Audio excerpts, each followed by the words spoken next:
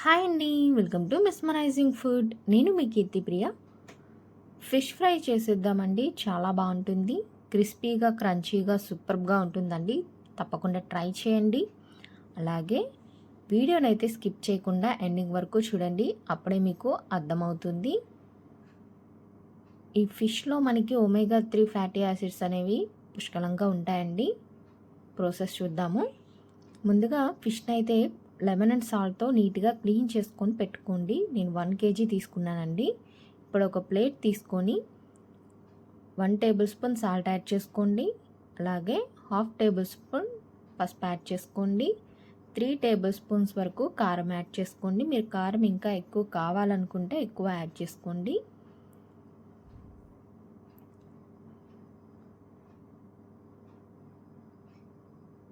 ఇప్పుడు ఒక 1/2 table spoon వరకు గరం మసాలాని యాడ్ చేసుకోండి.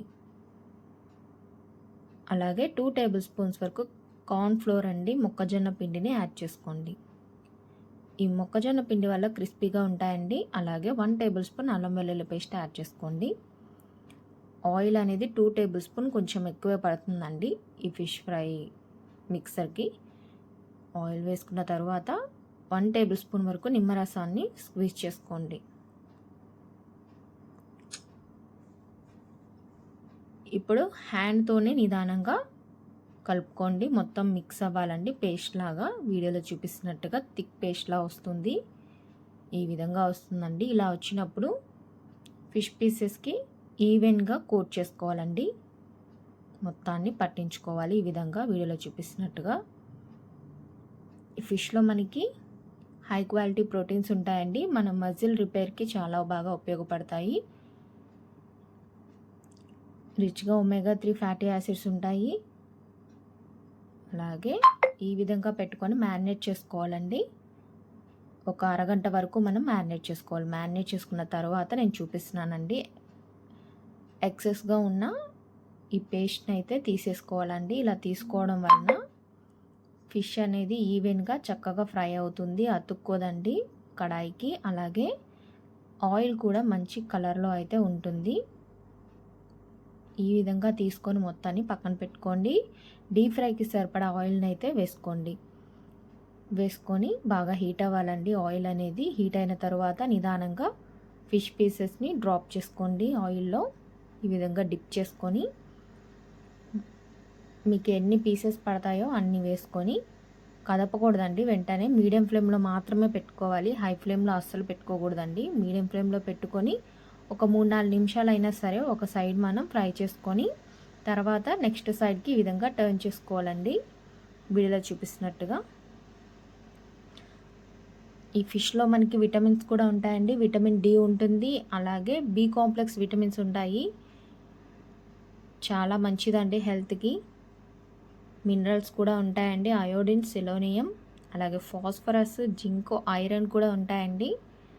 సో ఇన్ని ఉన్నాయి కాబట్టి పిల్లలకి కంపల్సరీగా మనం ఫిష్ అయితే పెట్టాలండి. చూడండి ఈ విధంగా గోల్డెన్ కలర్ వచ్చినప్పుడు వీటిని తీసుకొని టిష్యూ పేపర్ మీద పెట్టుకోండి. ఎక్సెస్గా ఆయిల్ ఉంటే పీల్చేసుకుంటుంది. ఇప్పుడు నెక్స్ట్ టైం కూడా సేమ్ ప్రాసెస్ని రిపీట్ చేసుకోండి. ఫిష్ పీసెస్ని నిదానంగా ఆయిల్లో చూడండి ఎంత బాగా వచ్చిందో కలర్ అయితే. మనం కలర్ కూడా ఏది యాడ్ చేయలేదు. ఆయిల్లో చక్కగా డిప్ చేసుకోండి. ఇందాక ఏవైతే చేసామో సేమ్ ఆ ప్రాసెస్ని అయితే మీరు మళ్ళీ రిపీట్ చేయాలండి. చక్కగా ఒక 3-4 మినిట్స్ అయినా మీడియం ఫ్లేమ్లో ఒక సైడ్ అంతా ఫ్రై అయిన తర్వాత నెక్స్ట్ సైడ్కి టర్న్ చేసుకోండి. ఇప్పుడు ఒక 5-6 పచ్చిమిర్చిని పొడవుగా కట్ చేసుకొని వేసుకోండి. ఫ్లేవర్ అండ్ టేస్ట్ బాగుంటుంది. మీరు కావాలనుకుంటే కరివేపాకు కూడా వేసుకోవచ్చండి. చూడండి సెకండ్ టైం కూడా ఈ విధంగా ఫ్రై అయిపోయాయి. ఇలా రావాలండి. గోల్డెన్ కలర్, మంచి గోల్డెన్ కలర్ వస్తే క్రిస్పీగా ఉంటుందండి. లోపల చక్కగా సాఫ్ట్గా క్రిస్పీగా ఉంటాయండి. ఈ విధంగా వచ్చినప్పుడు టిష్యూ పేపర్ మీదకి తీసేసుకోండి.